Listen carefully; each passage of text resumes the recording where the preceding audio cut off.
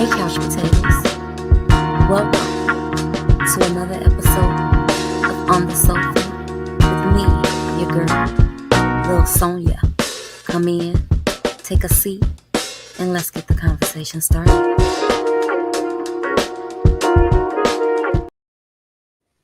Hey, couch potatoes. Welcome to another episode of On the Sofa with your girl, Lil Sonya. And we have a very special guest on the sofa with us today, guys. Mr. ARRINGTON Foster. Welcome, ARRINGTON. What's going on? Nothing much. Just getting off of work and here to service you and get all up in your business.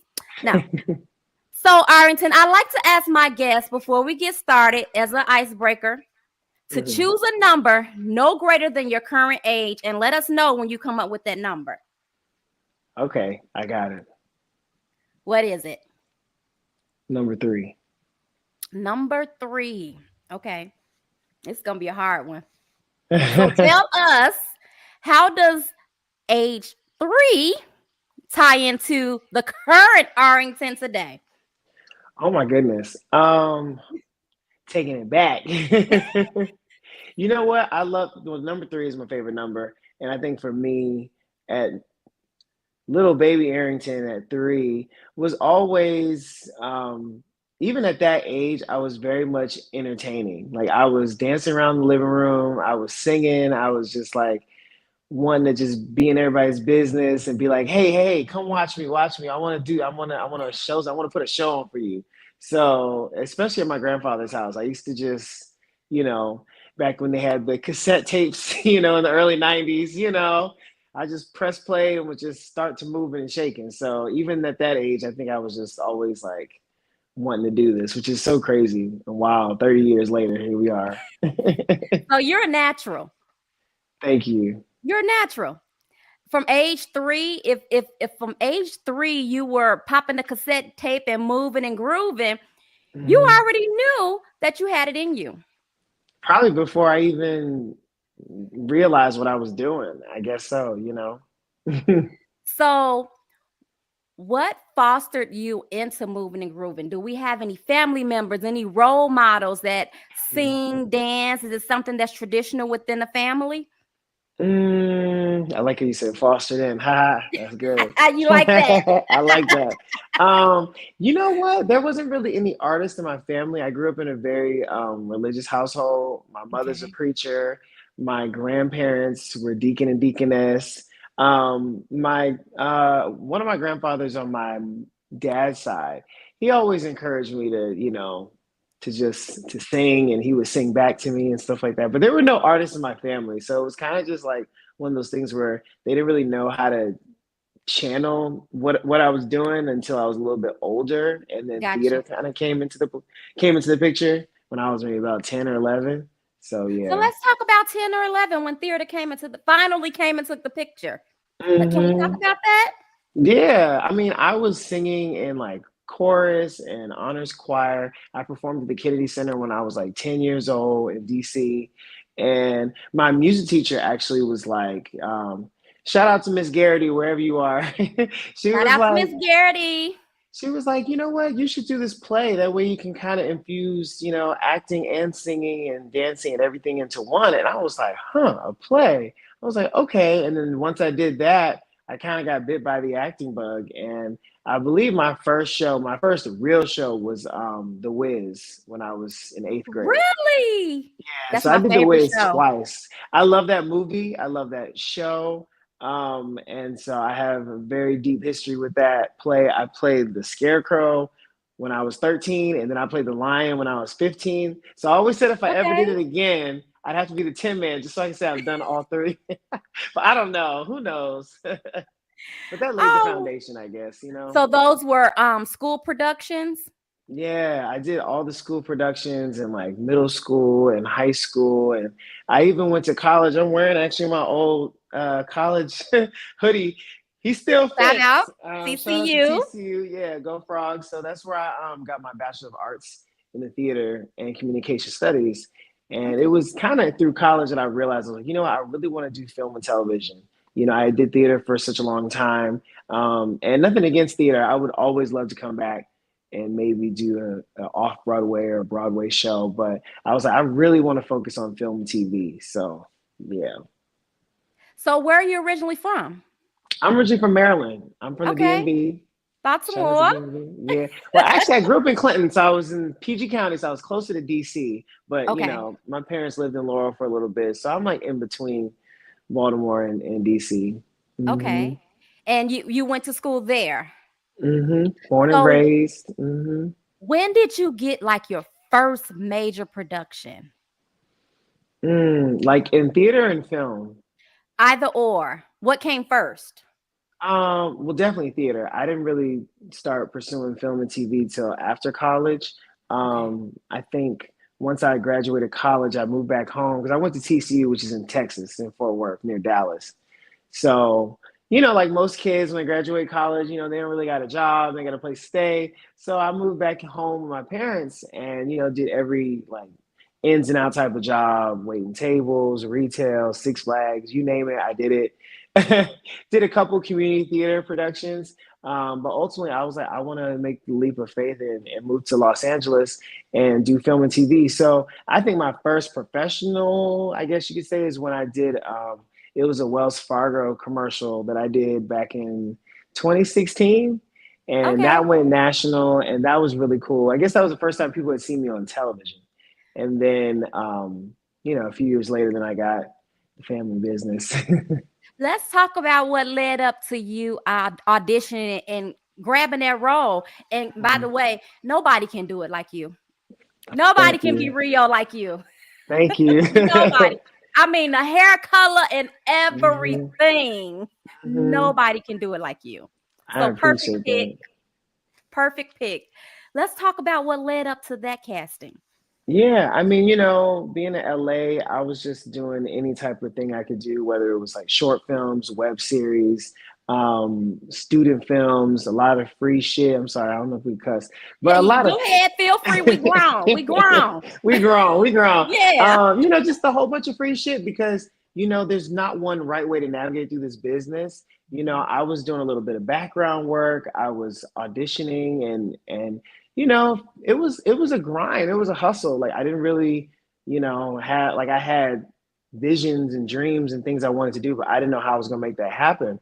But I'm just a firm believer in God's timing, and Yes. what's for you is for you. And I ended up just networking a lot because a lot of times this business is all about who you know and who That's knows so you. true. I'm in the business too, so I So you know. get it. You get it. It's Yes. all about, putting yourself out there. And I think that one of my close friends, she was always going out to different events and she would just have me tag along. And so we went to this lounge called Zen Lounge back in the day. And it was Tisha Campbell and Dwayne Martin's club.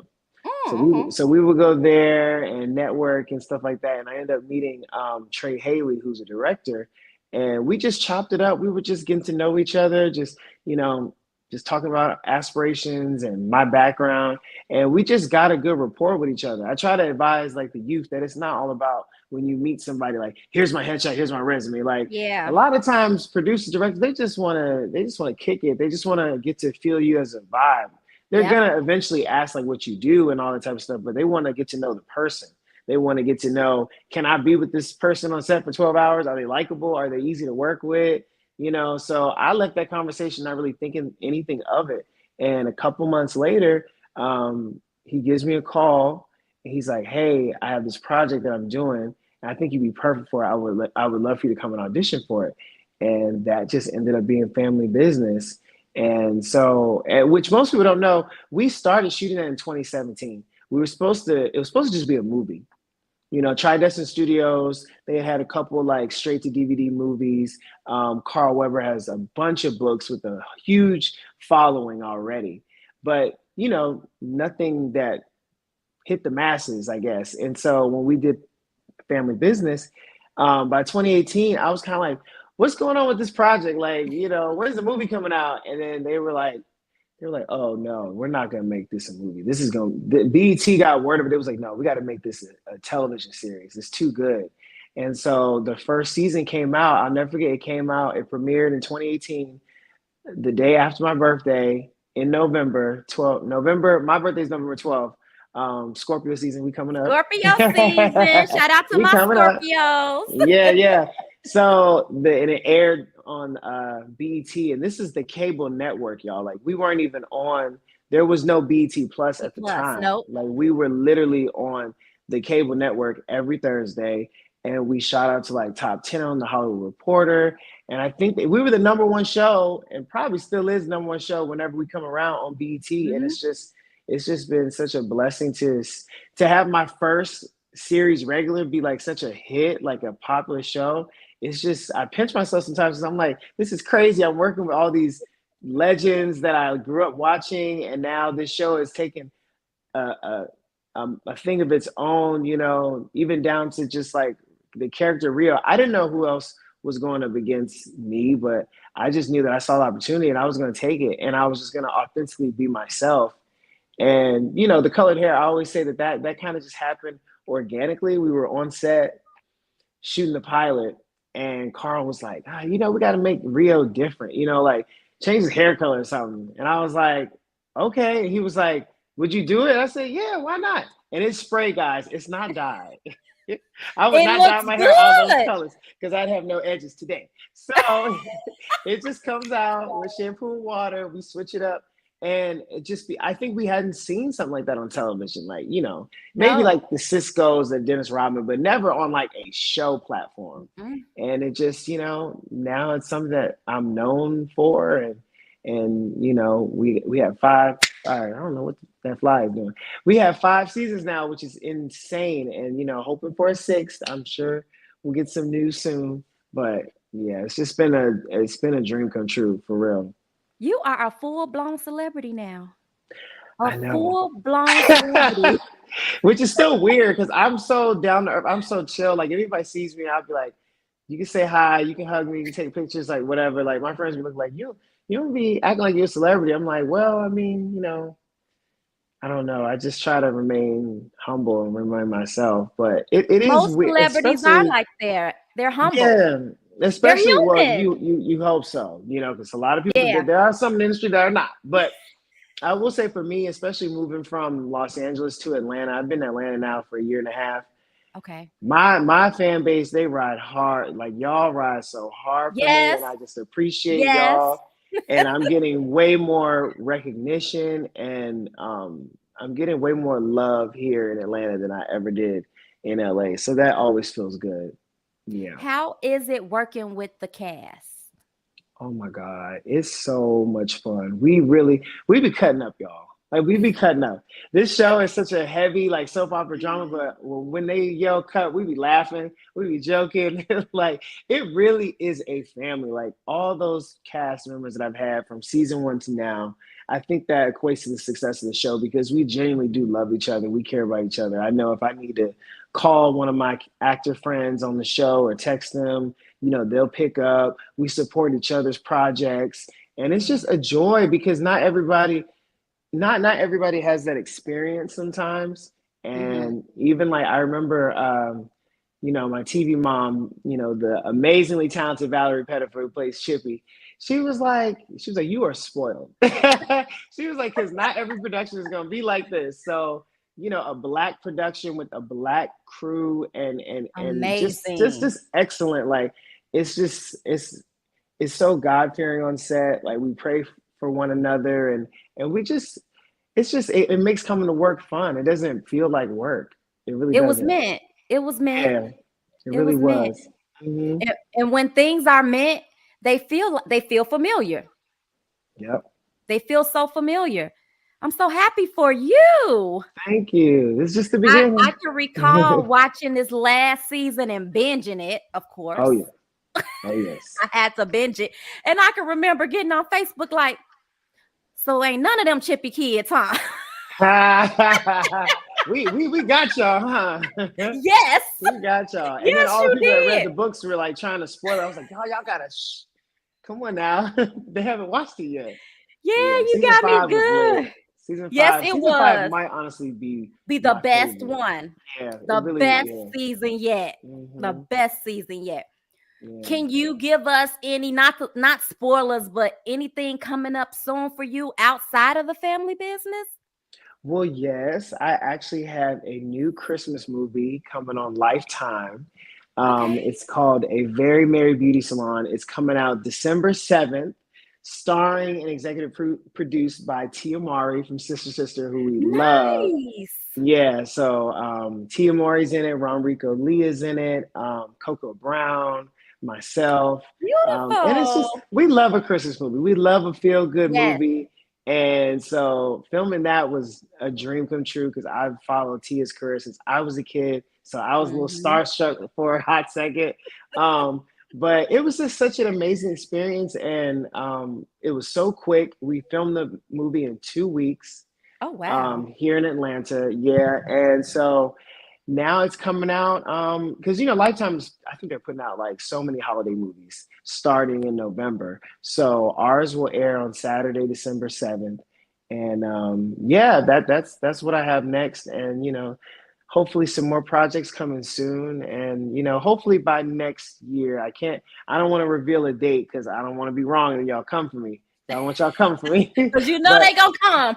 but we gonna claim and manifest season 6 will come out at some point towards the middle of next year, hopefully. So are you guys, have you wrapped up season 6 already? Child, we haven't even started. We Okay. haven't even started. I know people are like, Yeah, because we waiting. listen, I'm waiting because I'm trying to work. I'm trying to get this money. So you know what I'm saying? It's a lot of times, and I always say thank you so much to the fans for being patient with us because we've gone through a lot. I remember when COVID hit and we were literally in the middle of season 2. And so for the last Mm. few seasons during the pandemic, we've had to film during a pandemic, where we Tell us what were, that's like. What was that oh like? man. So when season 2, when we were doing that, we filmed the show in Los Angeles. And so when COVID hit, just like everybody, it shut down everything. And Yeah. so for like a good 6, 7 months, we couldn't do anything. So once the studios got the clearance for us to go back to filming, shout outs to, Tridescent Studios and BET for taking care of us. We were literally, they would put us in these houses. A lot of the houses that y'all see in the show, we've lived in, like we Oh, filmed in. Yeah. And it's like okay. a lot of people from the crew or just people that they know. We never shoot the show on a studio lot. We always shoot on location. um, Nice. and there's a couple scenes where we've shot on a studio lot, but for the most part we shoot at locations. And so we like to call it the bubble. So it was literally they put all the actors in like a couple of the houses, and that we could I say prison palace because the houses were nice, don't get me wrong, we were taken care of very well, but we could not go nowhere. They were not playing no games. We had to wear our masks. We had to get picked and prodded and all that multiple times a week, and we couldn't go anywhere. So Wow. we would go to set, and then once we were done, we would come back, and they would make sure that groceries were there, whatever we needed was there. But I think that brought us even closer as a cast because it was such a unique experience Yeah. that actors don't get. Normally, you go to set, you do your thing, and you go home. But since we were forced to live together, we were forced to even get closer as a family because we were pretty much, it was like almost like an adult sleepover. And so we were doing that through seasons 2, 3, 4. And then I Oh, think wow. this last season wasn't really as strict. It wasn't. But once again, we were in the middle of shooting season 5, and then the strike happened. I don't know if you remember, we had a Yes, I strike. do. Yes, I So do. it was like we have overcame so much, and if those two things hadn't happened, we'd probably be on season 7 or 8 by now. But I think people have to understand too is that we can't give Carl Weber not only writes all the books, he writes every single episode. Really? So the fans can't say, "Oh, well, this didn't happen." No, no, no. The man who wrote it, and you have to Well, think that's some there's news we so can use. I didn't know that. yeah, absolutely. And a lot of times because it's Carl's baby. So when you have someone else take it, it Yeah. doesn't give the authentic experience. I think that's why the show is so good because it really mirrors the books. Now, maybe some things might be a little bit out of sequential order for film purposes. But if Carl always says if he gave it all to you, there would only be one season. So we're trying to spread it out for as many seasons as we can go. And so it was a very unique experience, but such a fun one. And we went on, some of us, the actors, we went on tour with Carl Weber over the last few months, Hmm. which was so much fun because he has a few books. I think he has like 6 or 7 books just on the family business. And one of them being Trouble in Rio, he has me on the cover of it, which is pretty dope. So he invited us this summer to go to different cities and meet and greets and love up on the fans. And when I tell you that experience, we felt like rock stars. We really did. It was You like, are. it's one thing to see the love on social media, but to literally be in these cities, Detroit and Baltimore and Atlanta and the Carolinas and Virginia and Chicago, all these places, and see the overwhelming amount of people that showed up and showed us so much love. I was like, wow, like it really, it put into perspective how many people love this show, Yeah. and now we're global because when they put the first 4 seasons on Netflix last year, that just blew it up even more. And we couldn't even promote that when it first came out because we were still on strike. But the fact that it still did all the numbers, it still peaked at number 6. That just goes to show how amazing the show is. So, Absolutely. Have you ever encountered while on tour or even just being in the ATL or anywhere a mm-hmm. fan that comes up and relates to Rio? Oh, absolutely. I feel like there's always a Rio in every family. I feel like there's someone in the family that is different or march to the beat of their own drum. I'll tell you this quick story. When I was in, I want to say it was Richmond. I think it was somewhere in Virginia, one of those tours up there in the DMV. And the lady came up to me and she was like, hey, she was like, I just want to let you know that my daughter, she couldn't be here. She's taking care of her partner.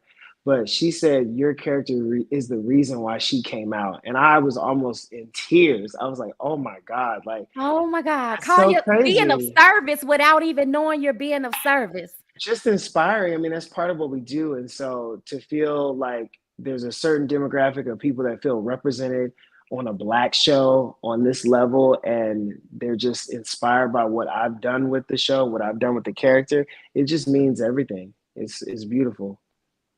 Not to backtrack, but I want to go back a little bit about you Yeah. being casted for this show. Oh, yeah. I want to share with the audience, like, how many callbacks did you have before did you Mm. have any callbacks, or did you just go in there and nail it? um, I had the audition, and then I don't think I had a callback. I really don't. Okay, I think I Rio. listen. I came in there. I did what I needed to do. Um, the producers and I, we really felt it felt so genuine and it felt Yeah. so natural. It felt like I had known these people before. Some people who actually were either from Texas or from the DMV, like we were just chopping up, and I'm like, wait a minute, y'all, I still got to get to this audition. Like we're just chopping it up, like we had already been family. And so once I auditioned, I think it wasn't too much longer. They had called me and said, "Hey, we want you." So, like I said, what's for you is for you. It just, I look back at that moment, and then there's been so many moments after the show where I've been rejected from projects or just been told no. Still, like I still feel like I'm very new to this, and I just always try to remind myself like being yourself is what's going to get you to the next level, and being authentic and just knowing that what's for you is for you. Rejection is God's protection. So Absolutely. I look at things now like if it wasn't meant to be, then it wasn't for me. Nobody else, like you said earlier, I feel like could play Rio. So that was that was for me. And So the meant. Christmas movie, that was for me. So it's like I'm in a space now in my life where I just try to look at things from a different lens and just try to not be so hard on myself or critical of myself, and Yeah.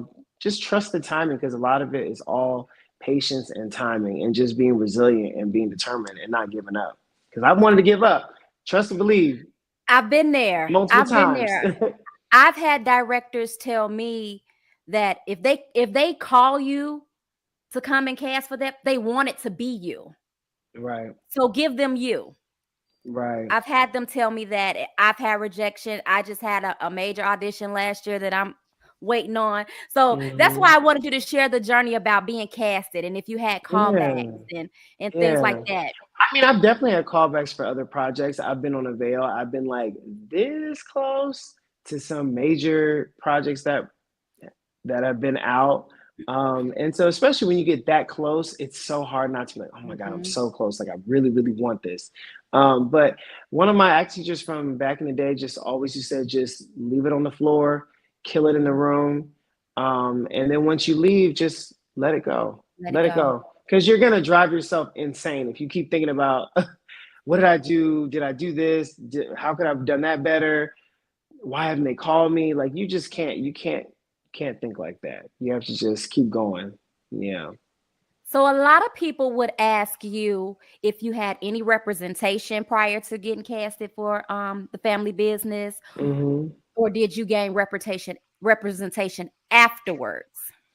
Um, I like to make it very clear. I didn't have no agent or no manager when Okay. I got the family business. I had a commercial agent, but that was it. I think throughout the years, throughout the seasons, I've had different agents and managers. We're just gonna keep all the way real. I just left my agency like a week or two ago. So Oh, it's not it's you have to know what works for you. And finding, as I always tell actors, finding the team is always going to be the hardest part.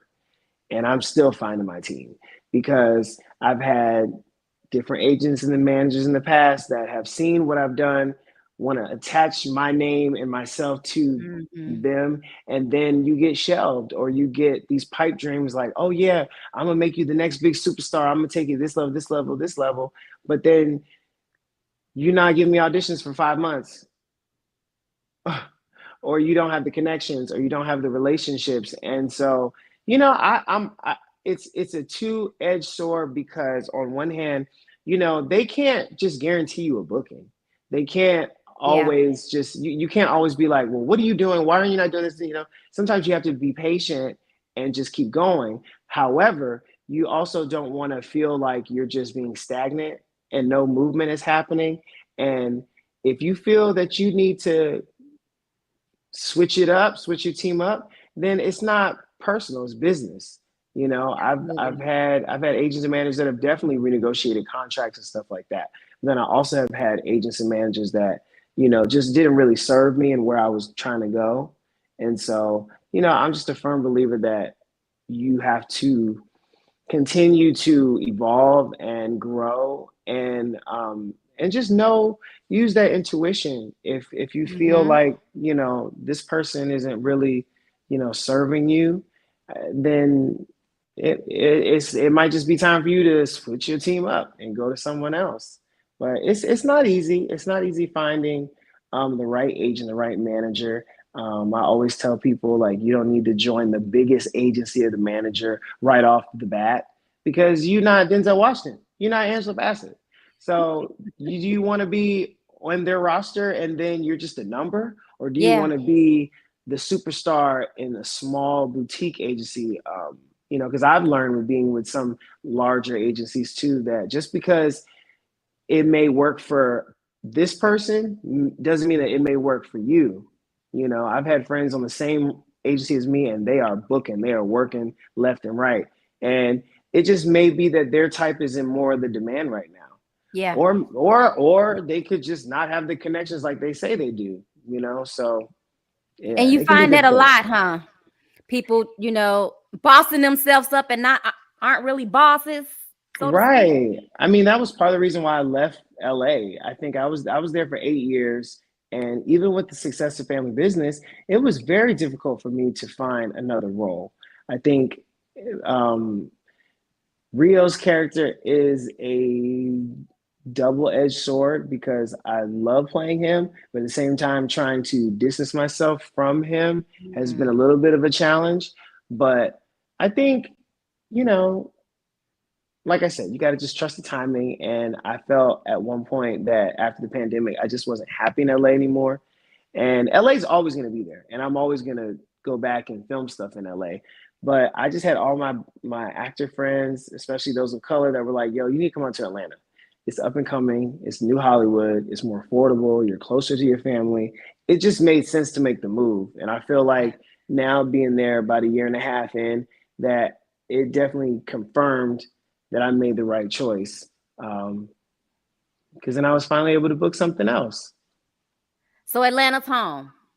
It's home for now. I mean, we'll see. I think now the beauty of where we are now is that like you don't have to be in New York or LA like it used to be. Nope. Now there's so many different places. You know, you got Atlanta, you got Chicago, you got New Orleans, you got, I mean, I heard they're building new studios, in North Carolina and stuff like that. So Here in literally Vegas, we got in Warner Vegas, Brothers yeah. coming, Sony's coming.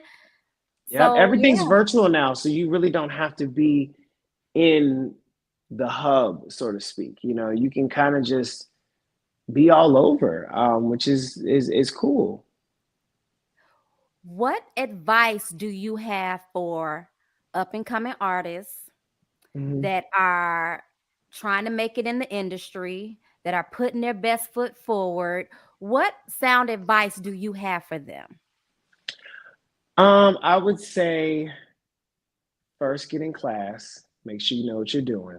It doesn't have to be a 4-year university or whatever, but just get in some type of class because at the end of the day, looks can only go so far. You got to have the talent to back it up. You have to know what you're doing.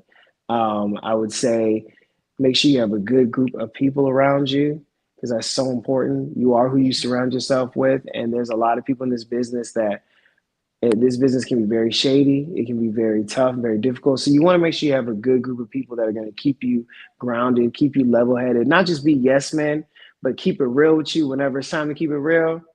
And I would say also, if you're in a smaller town, like don't be afraid to move out of your comfort zone and move. I'm not shy of moving. I've moved a few Me times. either. So you understand. So you got to go where the opportunity is. Never take no for an answer, no matter how hard it gets. If you believe in your heart of hearts that this is your calling, your passion, then keep going. You just have to trust God.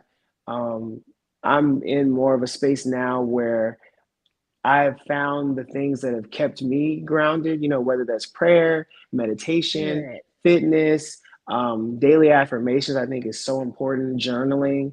Yes. I think you have to believe in yourself no matter what, because there are going to be so many people, especially people of color, that it's going to be hard for us. And they're going to want to make it seem like you can't do it. But I'm living proof that you can make anything happen. You really can. You just have to manifest it, speak it, speak the I ams to yourself all the time. Like, I am attractive. I am talented. I am meant for this. I am going to be wealthy. Like, Yes. we got to get rid of this, like, can't and won't and Yes. all And, that. and talking Like, this, down on ourselves and beating yeah, ourselves up because that's energy that's too that we're power. putting out there. Exactly. You got to put out what you want.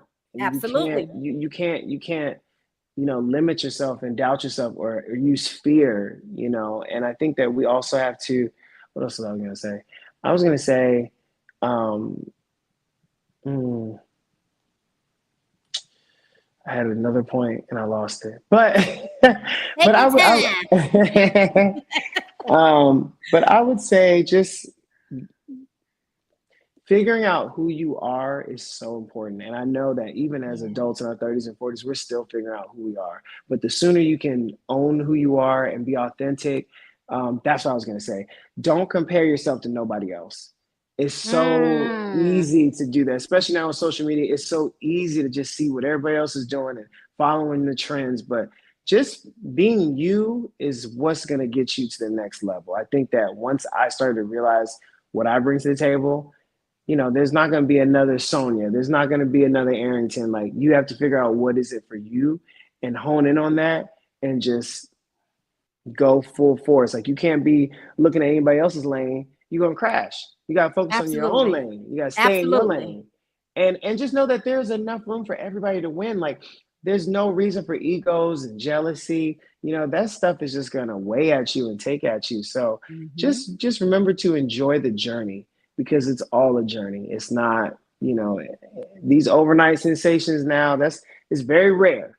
Most Yeah. people, you look at their past, they had a history, they had a story to tell to get to where they are. So just enjoy the journey. I They love say it's a that. sprint, not a marathon. It's a marathon, not a sprint. I think it's a marathon, not a sprint. I You get what love I'm that. saying? That was some good advice. Really good Hmm. advice. And with that advice being said, share with us some of your struggles throughout your Um, journey. I mean, I definitely suffered through depression. Mm, I've definitely suffered. Um, it's this business can take so much out of you. I mean, as actors, we give ourselves, literally ourselves, blood, sweat, and tears to this yeah. business. And so, I've gotten off the path a little bit, maybe party too much, maybe trusted the wrong people. But that's all a part of learning and growing. Yeah. Like I said, I have such a great family and support system that even in the darkest times, I've been able to lean on my mom or my dad or my sister, my brothers, or my close friends. And, just always having like either like a mentor figure or someone that I could look up to, like, yo, like, I want to get to that place. Like, what steps did you take or what route Mhm. did you take? And, and yeah, I think especially during the pandemic, which I feel like was tough on everybody. Like Yeah. I'm an extrovert, so I was going crazy. Like, like I didn't have no roommate, no partner, no family, no friend. I was literally stuck in my little bubble for like so long. And it just made me start to I think it might have been good in a sense, because I think we all were kind of going on autopilot. And I think that forced us to sit down with ourselves and be like, Yes. who am I? Like, once we get out of this, like, am I going to continue to be the same person, or am I going to learn something from this and grow as a human being? Because, a lot of the game is mental. It's all up here. Absolutely. So if Absolutely. you're not right up here, then your work is not going to be great. And I think I just had to continue to um, understand my traumas, understand my triggers, understand my, the good things that I have going, and the bad stuff. And, I started to, I don't want to say distance myself, but I think solitude, and just really reevaluating like who really is there for me, who really cares for me, Mhm. who wants to see me win, because it's those people that were around when I was struggling, still having a job while I'm filming family business for seasons, because just because we on Wow. TV don't make us rich now. Like, I still That's got one true. now, That's like it, true. we got to do what we got to do to pay the light bill at the end of the day. So, I definitely feel like since 2020 to now, I've definitely matured spiritually and intellectually, and just mentally. I mean, I'm in my 30s. I ain't gonna say man, but I'm in my 30s, so you just a little bit more wiser, and that keeps me going. I see the bigger picture when you look back at life and you're like, oh man, okay, now I understand why that happened or why that didn't happen. Because someone told me everything that happens to you, it's not happening to you, it's happening for For you. you. Yeah. For you Hmm. to be 30, you are amazingly mature. Oh, thank you. I'll be You have 34 such an next old month. soul. I'll be Come 47. on now, black don't Well, crack. Let's yeah, go. not unless you're using it. Unless you use it, all right? No, no, no crack. We don't do that. So you are so wise for your age, such an old Mhm. soul, such an old soul. I love it. Thank Um, you. with all of that overcoming and battling depression and Mhm. backsliding and then getting back up, you got your strength.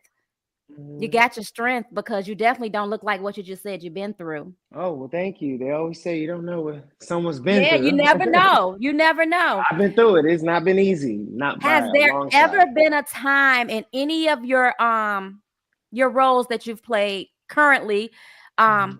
with the family business and with your new movie, have you been triggered by your character? Mm, like triggered in what way? Where a scene or something just you could just relate to it so much from your Hmm. character in your life that you just fell into it and maybe you weren't the character anymore. Maybe Arrington was Yeah. coming out. Oh, yeah. I mean, I think Arrington comes out all the time. Okay. I always say I feel like Rio is like me on steroids. Like, Okay. I would not do a lot of the stuff that he does. I ain't robbing people. I ain't, killing people. I ain't, doing drugs. But, I think that there's a lot of me that I try to bring into every role, because I feel like it's just like, it's that authenticity is what is so interesting and so good. That's why you can watch someone like Viola Davis or Denzel or Angela just get into their character, and it's like it doesn't feel like they're acting. It's like effortless, but it's Mm-hmm. still a lot of effort at the same time. So I've definitely had some scenes during family business where I was like, oh, this hitting a little close to home. But I think it's like a lot of actors, I think, would say that it's very therapeutic and cathartic in a way because life imitates art. So, Absolutely. you know, um, I definitely feel like I love the episode in season one where I pretty much tell my dad LC, I'm a ride for the family no matter what, like I just want you to accept me just like everybody else in the family. And I've definitely felt that way, maybe not necessarily with family, but with close friends or maybe extended family. So I can definitely say that I've related to what Rio has gone through. But I love that over the seasons we've seen him like develop and show more layers and more depth. And that's all I really wanted to show was that he's not just a one-dimensional character. So I've definitely seen you evolve as Rio with throughout the mhm, seasons. I've mhm. definitely seen. And this last season was you were my Oh, he ultimate was fan. coming hot. Yes, He you were wasn't my playing no ultimate. I games. was like, okay, Rio, come through. I Tell know. them I you was like, it's ain't about damn playing. time. Tell them you ain't playing. Right, exactly. Yeah, I love that for you. I was Yeah. so excited about that season. Any problems ever decompressing from your roles? Oh no. I mean, I respect the method actors, but that's not me. Once they yell cut, because I can't take like I just think it's so difficult. I mean, to those that can, kudos to you, but I just feel like once it's time to get back into normal life, it's time I have to put all that away because it would just weigh me down. It would just be too much. It would be too heavy, especially if I'm doing like a really heavy scene or something. Yeah. Like me finding out that Roman was my brother, in the hospital. That's just so heavy. It's like I just I do what I I do was and I let clutching it my go. pearls. I know everybody was. So it's kind of like for me, that's why I love like when I put on the nice clothes, when I put on the hair, it's like an armor. It just kind of like gets me back into that mode. Even if we haven't shot in like a year, like once we do that, it's like no time has passed and we're locked in, you know. I love that. I love that. Mhm. Any secrets you can tell us? Secrets. Anything we can Hmm. look forward to? Um, who? I don't want to get in trouble, y'all. See, I don't want you to get in trouble um, either. no. I think just look forward to more of season 5 and season 6, and just seeing all the different scenarios play out. I'm hoping that we'll get some triplet action. You know what I'm Yes. saying together. That would be fun. Adopting the new brother in. Because all y'all so But badass. I'm sorry. All three of y'all. oh yeah. But I'll just say this. I mean, I think some more people gonna start dying. Oh I'm just Lord. saying. But I can't say nothing I yet. know. All I know is don't kill me off. But they better not. They You would have better dead. not. They You would better have dead. not. You're gonna lose some viewers. Exactly. They know better. They know better. But it's just gonna be the same, just more drama, more amazing, looks and yeah, just some good stuff. Yeah. Well, we're looking forward to you. I know I'm looking forward to it. I can't wait. That's all I do is Yeah. binge.